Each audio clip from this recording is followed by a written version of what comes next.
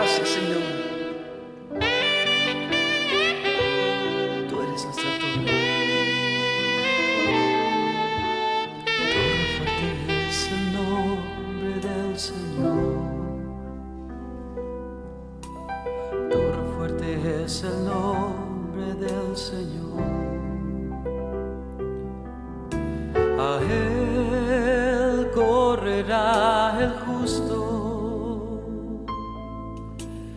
y levantado será. A Él correrá el justo y levantado será.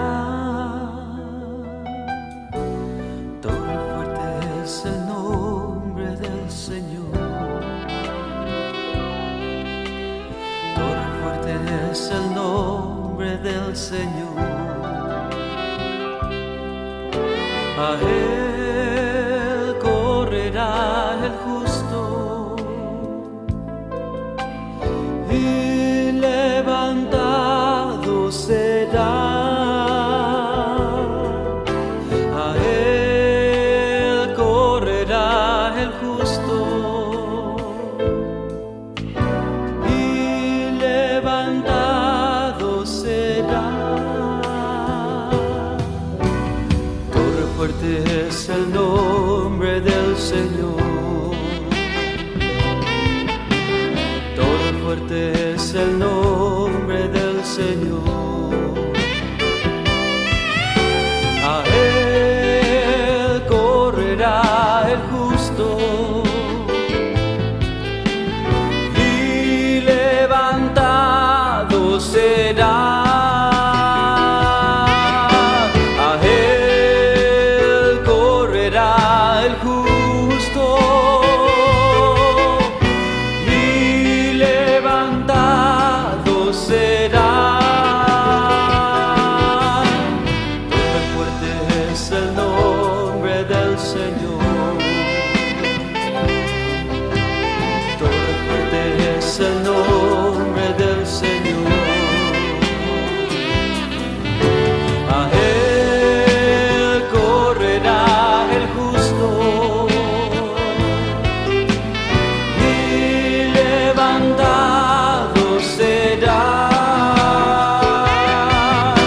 A Él correrá el justo y levantado será. Torre fuerte es el nombre del Señor. Torre fuerte es el nombre del Señor. Torre fuerte es el nombre del Señor. Torre fuerte es el nombre del Señor. Muy buenos días, apreciados hermanos y hermanas.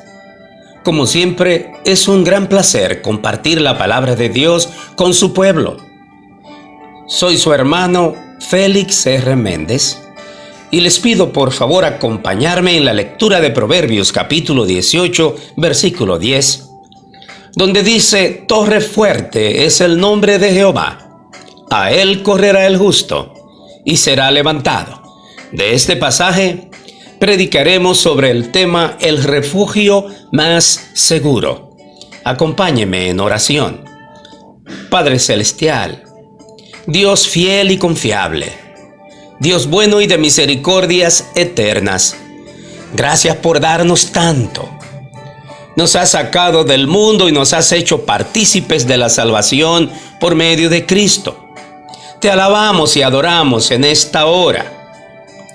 Qué privilegio es conocerte como el Dios fuerte, en el cual tenemos refugio seguro y confiable en medio de los problemas de la vida.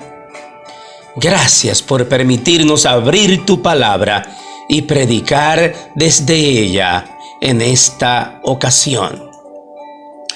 Que el Espíritu Santo tome control total, absoluto, de este lugar y nos ilumine para entender el mensaje, aplicarlo a nuestras vidas y sin condiciones someternos a tu santa voluntad. Extiende tu mano, oh Señor, sobre cada vida ahora en este lugar. Te pido que renueves nuestras fuerzas, que nos conduzcas a través de tu palabra al refugio más seguro que solo en ti se puede encontrar.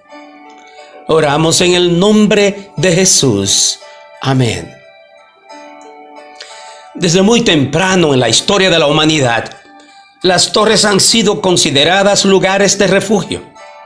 En la antigüedad, las ciudades eran rodeadas de muros para separarlas del mundo exterior, controlar el acceso desde afuera y marcar sus límites territoriales. Los muros incluían torres que tenían tres funciones principales. Primera, fortalecer puntos claves de las murallas que rodeaban la ciudad. Segunda, servir como estaciones de vigilancia. Y tercera, usarse como refugios ante el ataque de algún ejército enemigo. Un ejemplo bíblico de esto lo encontramos en Génesis capítulo 11, versículos 1 al 9. El escritor sagrado describe el segundo inicio de la civilización después del diluvio. El recuerdo de esa catástrofe natural hizo que trataran de prepararse por si llegara a ocurrir de nuevo algo similar. Entonces se nos dice que construyeron una ciudad con una torre alta y fuerte. El dato de la torre revela la tendencia humana a intentar salvarse por sus propios medios sin contar con Dios. Y esto es algo que sirve de trasfondo a la declaración del autor en Proverbios 18:10. Proverbios 18:12 hace referencia a la soberbia que gobierna el corazón del que no tiene temor de Dios ni pone su confianza en Él. Además, en el versículo anterior, Proverbios 18:11, se habla de la riqueza, considerada por muchos como la garantía de su seguridad. Según el hombre sin Dios, la acumulación de mucho dinero y propiedades materiales le permitirá vivir tranquilo y feliz. El escritor bíblico, por su parte, no menosprecia los recursos materiales ni ataca la prudencia de ahorrar, pero sí rechaza categóricamente la idea de que esa sea la clave para asegurar el futuro. Ahora observe usted el lenguaje empleado en la narración de Génesis 11, 1 al 9. En todo el pasaje brota el complejo humano de autosuficiencia. El versículo 4 indica que la aspiración de los hombres en ese tiempo era que la cúspide de la torre llegara al cielo. Es decir, que fuera tan alta que ningún diluvio pudiera cubrirla. Pero la frase que llegue al cielo manifiesta la ilusa tendencia humana a querer elevarse por encima de las dificultades de la vida hasta situarse en el plano de Dios. Y la manera como termina la historia en Génesis capítulo 11 demuestra que eso sencillamente es imposible. Jamás podrá el hombre situarse al nivel de Dios por su propia fuerza, como tampoco podrá alcanzar el cielo sin la ayuda del Todopoderoso. Ahora, es de la mayor importancia que entendamos que a pesar de la capacidad protectora de una torre, esta no siempre funcionaba. En Jueces capítulo 9 se informa que había una torre en la ciudad de Siquem, en la cual más de 1,000 de sus habitantes se refugiaron para escapar de la ira del rey Abimelech. De nada sirvió. Los hombres del rey incendiaron la torre y todos los refugiados allí murieron. Un dato interesante es que esa torre era parte de una fortaleza que albergaba un templo a un dios local falso, como todos los dioses en la tradición de Baal. Pero ni la torre ni Baal los pudieron salvar, porque no tenían al verdadero Dios ni estaban en la torre más segura. Por otro lado, Dios no se opone a que usemos nuestra inteligencia para construir y producir los medios que nos sirvan de refugio y sostenimiento material en esta vida, pero se niega a ser sustituido por ellos. Dios nos invita a ser humildes y a reconocer que nuestros recursos y fuerzas tienen límites y que necesitamos a Dios como garantía decisiva de nuestra seguridad. En el pasaje que sirve de base al mensaje de hoy, en Proverbios 18:10, el nombre Jehová se describe como una torre fuerte. Esa es una manera de destacar la fortaleza inigualable del Señor. En la Biblia, especialmente en el Antiguo Testamento, el nombre de una persona no era solo una palabra para designarla o diferenciarla de las demás, sino también una expresión de lo que sus padres deseaban que llegara a ser o de lo que efectivamente llegó a ser. Es decir, el nombre, señores, representaba a la persona misma. Así, a uno de los hijos de Isaac primero se le llamó Jacob, pero luego su nuevo nombre fue Israel. Jacob significaba usurpador o engañador. El nombre Israel, por otra parte, significaba el luchador vencedor. El sentido de esta última frase en Génesis 32:28 se puede aplicar tanto a Dios mismo como a Jacob. Aplicada al Señor, significa que Él venció las tendencias rebeldes de Jacob y lo sometió a su voluntad. Y aplicada a Jacob, significa que éste ha logrado la bendición. ¿Y cuál era la bendición que anhelaba?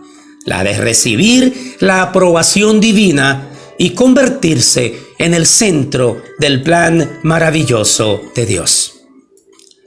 Así que el nombre de una persona tiene que ver directamente con su carácter. Por eso, lo más importante en la experiencia narrada en Génesis 32 es que ahora hay un cambio radical en el carácter de Jacob. Había dejado atrás al viejo hombre y ahora era un hombre nuevo. Y es que cuando un hombre tiene un encuentro con Dios, todo en su vida cambia para bien.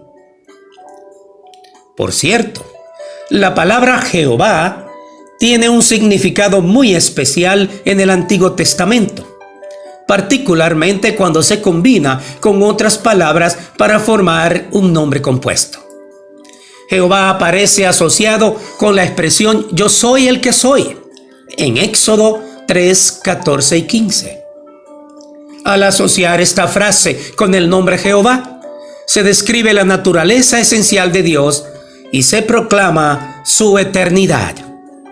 Por tanto, Jehová significa que Dios existe eternamente en sí mismo y por sí mismo. Él es único e inmutable. Y otra característica detrás de este nombre es la fidelidad. Él siempre nos cumple. En Él siempre podemos confiar.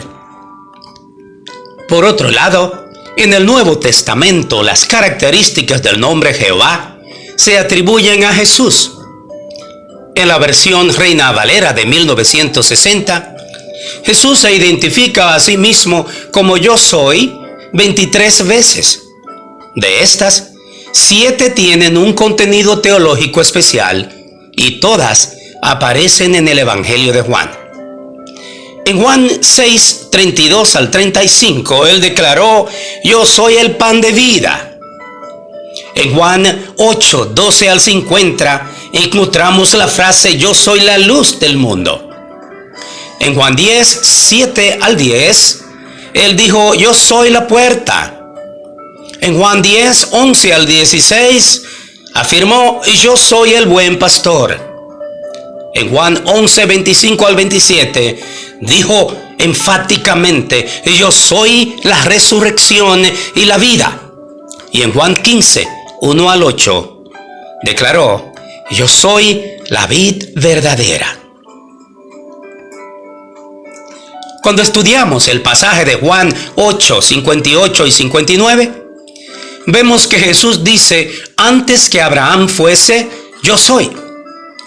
Al definirse como yo soy, Jesús nos está anunciando la buena noticia de que Él es Dios. Todas las virtudes y atributos del Jehová del Antiguo Testamento se han reunido en la persona de Cristo Jesús. Y ese nombre no se lo puso Él arbitrariamente. El Padre mismo se lo puso. A Él se le dio un nombre que es sobre todo nombre. Jesús es el Señor. Y esa debe ser razón suficiente para que, como dice el apóstol Pablo en Filipenses 2, 10 y 11, en el nombre de Jesús se doble toda rodilla de los que están en los cielos y en la tierra y debajo de la tierra, y toda lengua confiese que Jesucristo es el Señor, para gloria de Dios Padre. Para los verdaderos creyentes, Dios ocupa el lugar central en la vida. Él está por encima de todo y de todos. Un discípulo auténtico de Jesús no duda de la palabra de Dios ni lo cuestiona. Solo lo ama, le guarda máxima reverencia, lo adora y le obedece sin poner condiciones. Ahora, la expresión torre fuerte también se aplica al Señor en Salmo 61:3. Allí el salmista dice: porque tú has sido mi refugio y torre fuerte delante del enemigo. Vemos que aquí el refugio no es una torre hecha por hombres, sino por Dios mismo. Dios mismo es el refugio. En la experiencia del salmista, cuando se encontró bajo la amenaza y el peligro de sus enemigos, Dios siempre vino en su ayuda. Por eso él pudo escribir en Salmos 34:6: este pobre clamó y le oyó Jehová, y lo libró de todas sus angustias. Y esa también fue la experiencia del profeta Jeremías. Este profeta se encontraba preso por haberse negado a hablar lo que el pueblo quería escuchar y que profetizara de acuerdo con lo que Dios le había ordenado. En Jeremías 33:3 él dice: clama a mí y yo te responderé y te enseñaré cosas grandes y ocultas que tú no conoces. Jeremías conocía a Dios íntimamente y tenía la palabra firme del Señor, por lo que no dudó en ponerse en sus manos. En otro orden, cuando se atribuye a Dios, la fuerza es una característica de su omnipotencia. Los falsos dioses de los pueblos que rodeaban a Israel eran débiles, por lo que carecían del atributo de omnipotencia. Muchos pasajes bíblicos agregan el artículo definido a este atributo. Así, Dios no es simplemente omnipotente, sino el omnipotente. Él no tiene rival en materia de fuerza y poder. En Génesis 28:3 leemos que a Jacob se le dice: y el Dios omnipotente te bendiga y te haga fructificar y te multiplique hasta llegar a ser multitud de pueblos. Notemos que aquí la omnipotencia está directamente relacionada con el poder de Dios para bendecir y para hacer crecer. En Salmos 91:1 dice: el que habita al abrigo del Altísimo morará bajo la sombra del Omnipotente. Observemos que en este versículo la omnipotencia de Dios está vinculada a su capacidad para proteger a sus hijos. Por otro lado, una palabra con significado similar a omnipotente es todopoderoso. En Job capítulo 22, versículo 25, el Todopoderoso se presenta como el que puede defendernos en cualquier situación. Y en Job 37, 23 se nos dice que Él es grande en poder. Y en el contexto de su revelación a través de la ley moral, en Éxodo 25, Dios se identifica a sí mismo como fuerte. Mientras que en Salmos 24:8, Jehová es llamado fuerte y valiente. Todo esto significa que Él se impone sobre sus enemigos de manera arrolladora y no teme a nada ni a nadie, que Él es para sus hijos el refugio más seguro en cualquier situación. Además, la fuerza de Dios es una de las formas en que se expresa su gracia.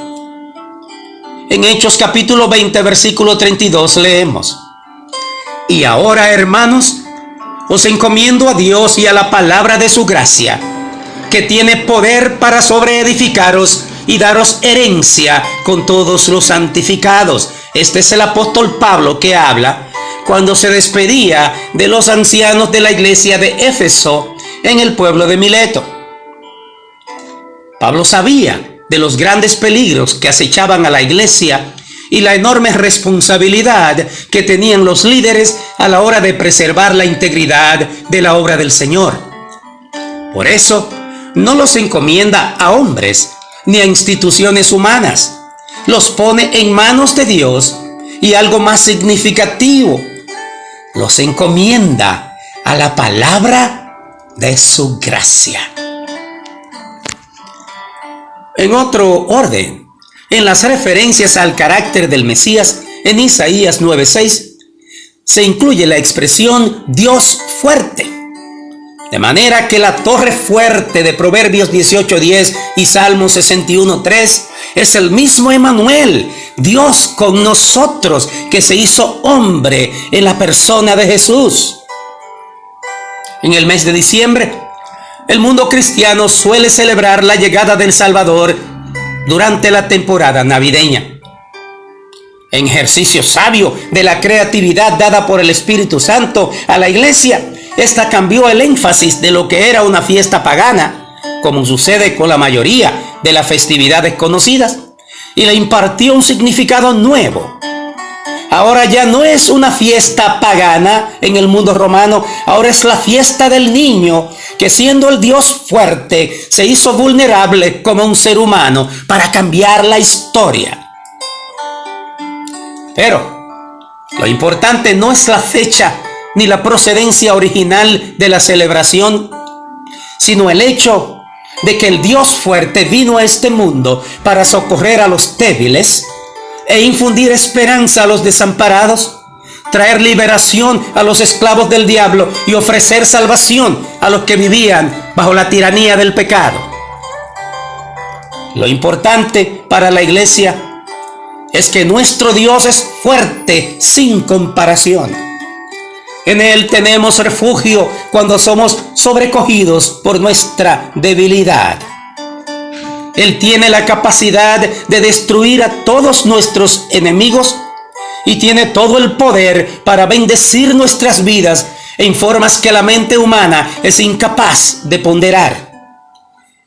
Hermanos, amigos, el Dios fuerte ha venido a nosotros en la persona de Cristo Jesús y está siempre con nosotros. Prestemos ahora atención a la segunda parte de Proverbios 18:10, donde dice: a él correrá el justo y será levantado. El mundo avanza vertiginosamente al desastre seguro. En dos pasajes de Proverbios 14:12 y Proverbios 16:25, se afirma esta triste verdad de manera inequívoca. Allí dice: hay camino que al hombre le parece derecho, pero su fin es camino de muerte. El escritor inspirado comprende que según el pensar de las personas que regularmente encontramos en nuestro vecindario, la ruta que han escogido en la vida es segura y los conducirá al éxito. El rey Salomón sabía de lo que estaba hablando en Proverbios. Aunque al principio de su reinado en Israel buscó sabiduría en Dios, pronto la dejó a un lado y fue abriendo su propia ruta a la felicidad. En Primera Reyes, capítulo 11, se describe un cuadro sombrío del balance final de su reinado. Primero, en sus relaciones maritales, según los versículos 1 al 3, dice: pero el rey Salomón amó, además de la hija de Faraón, a muchas mujeres extranjeras, a las de Moab, a las de Amón, a las de Edom, a las de Sidón y a las Eteas, gentes de las cuales Jehová había dicho a los hijos de Israel: no os llegaréis a ellas, ni ellas se llegarán a vosotros, porque ciertamente harán inclinar vuestros corazones tras sus dioses. A estas pues se juntó Salomón con amor, y tuvo 700 mujeres reinas y 300 concubinas, y sus mujeres desviaron su corazón.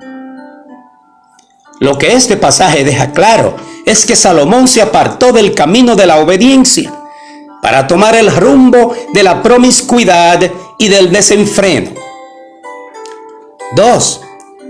Por otro lado, en el versículo 4 del pasaje leído, leemos que cuando Salomón era ya viejo, sus mujeres inclinaron su corazón tras dioses ajenos, y su corazón no era perfecto con Jehová su Dios, como el corazón de su padre David. La piedad fue reemplazada por la idolatría en la vida de Salomón. Dios había advertido del riesgo de los yugos desiguales, pero él no hizo caso. Su padre le había dado un buen ejemplo de fidelidad a Dios, pero él adoptó otro sistema de valores y se convirtió en un promotor de infidelidad al Señor. Salomón quiso complacer a sus mujeres, creando las condiciones para que pudieran practicar sus religiones paganas a gusto en medio del pueblo de Dios. En los versículos 5 al 8 se nos dice que Salomón siguió a Astoret, diosa de los sidonios, y a Milcom, ídolo abominable de los amonitas. Dice: e hizo Salomón lo malo ante los ojos de Jehová, y no siguió cumplidamente a Jehová como David su padre. Entonces edificó Salomón un lugar alto a Quemos, ídolo abominable de Moab, y al monte que está frente a Jerusalén, y a Moloc, ídolo abominable de los hijos de Amón. Así hizo para todas sus mujeres extranjeras, las cuales quemaban incienso y ofrecían sacrificios a sus dioses. Hermanos, qué cuadro más patético para alguien que se suponía iba a servir a Dios, pero su entendimiento se embruteció al dar rienda suelta a la sensualidad y al pecado. De ser un adorador de Dios, Salomón pasó a ser un adorador del diablo. Lo mismo que lamentablemente está sucediendo en algunos escenarios cristianos de nuestros días. Las consecuencias para Salomón no se hicieron esperar. En el versículo 11 encontramos el epitafio que bien pudo haberse escrito en su tumba y que se escribirá en la de muchos que siguen hoy el camino de Salomón. Dice: y dijo Jehová a Salomón: por cuanto ha habido esto en ti y no has guardado mi pacto y mis estatutos que yo te mandé, romperé de ti el reino y lo entregaré a tu siervo. Ese es el gran error de Salomón y también el gran error de muchos hombres hoy que buscan su refugio muy lejos de Dios. Las experiencias amargas de Salomón lo convencieron de que efectivamente el camino que los seres humanos labran, por derecho que parezca, termina conduciendo al desastre. Apreciamos el avance de las ciencias, que en muchos aspectos nos hace la vida más fácil y hasta la prolongan. Pero al mismo tiempo, esos mismos avances aumentan la capacidad de las huestes de maldad para hacer daño y para destruir. Es posible que los acuerdos internacionales, las cumbres de naciones bien intencionadas y la intervención de líderes destacados a nivel mundial contribuyan en algo al bienestar humano. Pero la paz y tranquilidad resultantes son pasajeras y terminan siempre por desvanecerse. La palabra de Dios dice que el camino del malo está lleno de oscuridad y por eso no sabe en qué dirección va.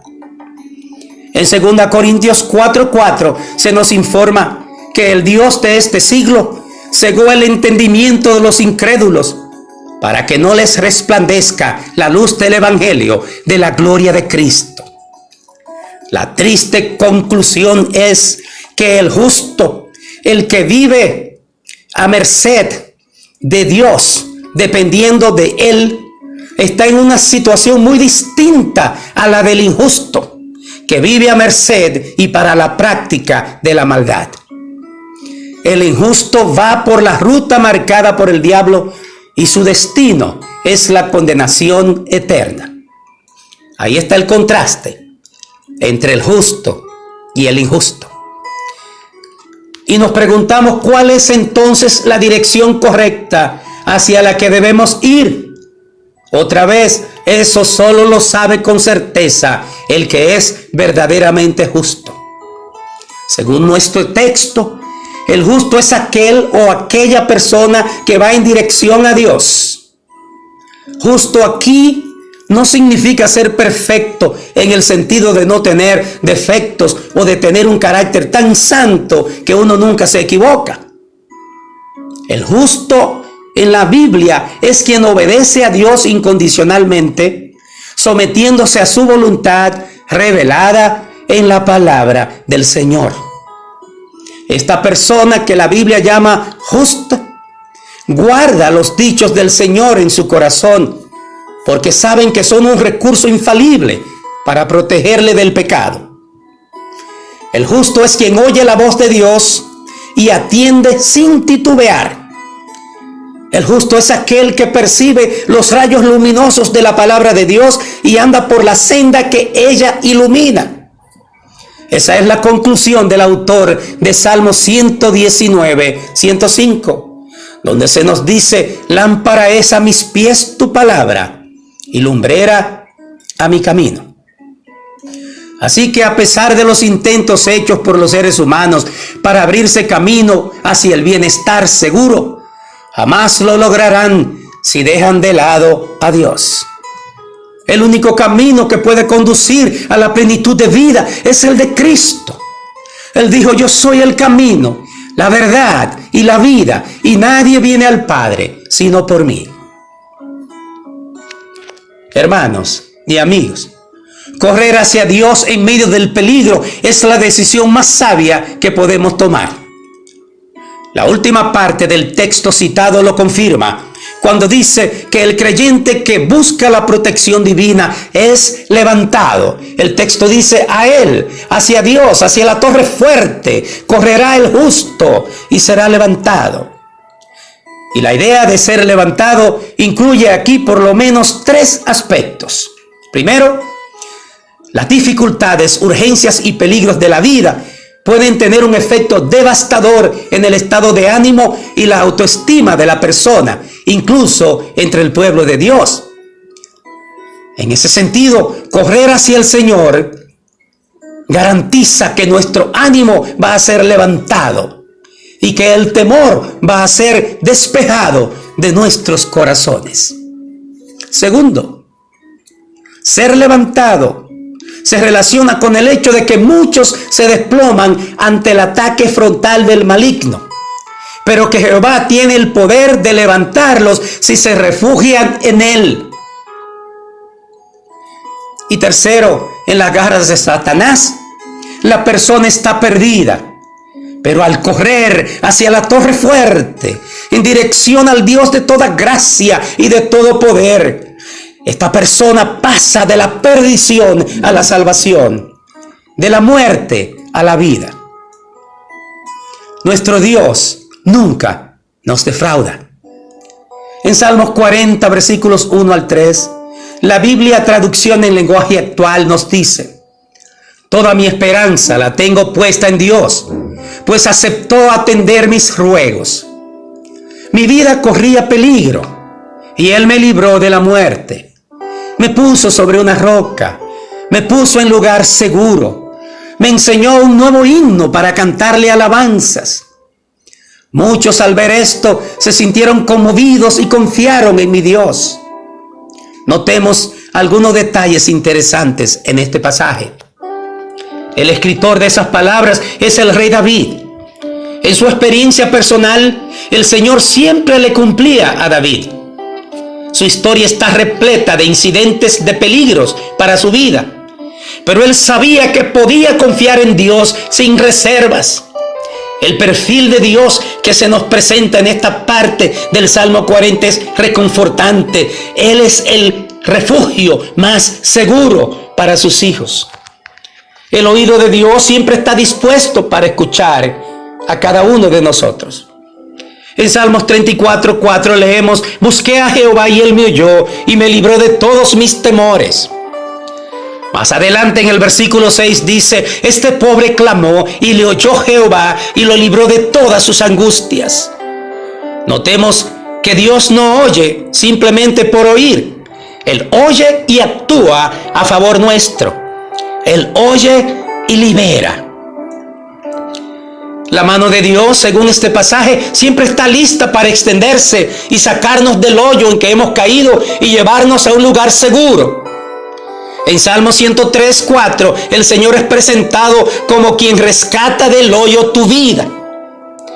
El hoyo puede ser físico, emocional, espiritual, relacional o financiero.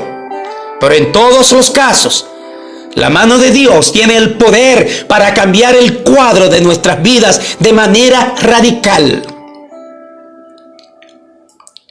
En la descripción que David hace de su propia situación en el Salmo 40, primero pasó de un estado de temor a un estado de confianza, de un estado de ánimo caído a una posición de seguridad y gozo. Dios cambió su canto.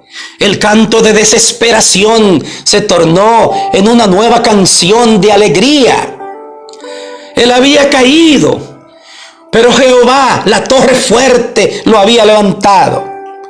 Por eso pudo exclamar David: has cambiado mi lamento en baile. Mis queridos hermanos, nuestro Dios nunca nos defrauda. Él es nuestro seguro refugio.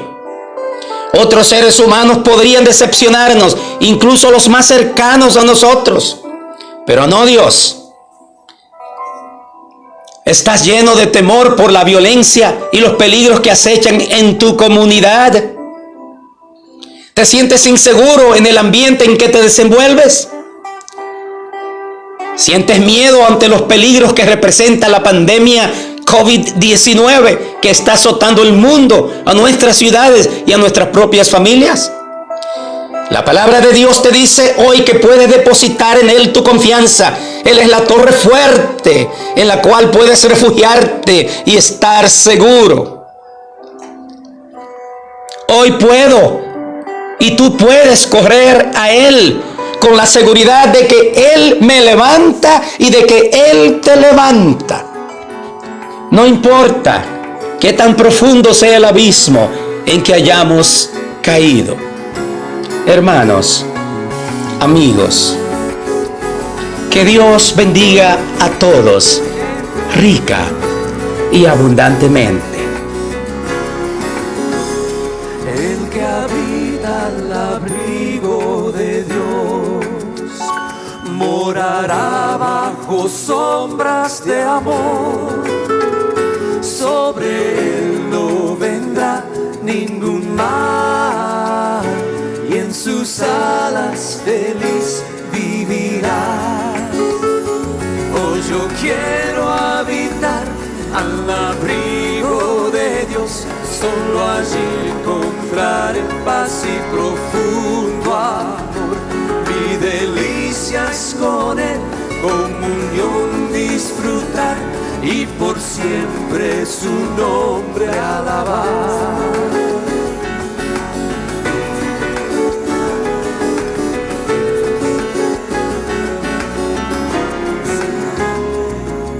Habita al abrigo de Dios, ciertamente muy feliz serás. Ángeles guardarán su salud y sus pies nunca resbalarán. Oh, yo quiero habitar al abrigo de Dios, solo allí encontrar paz y profundo amor. Mi delicia es con Él, comunión disfrutar y por siempre su nombre alabar.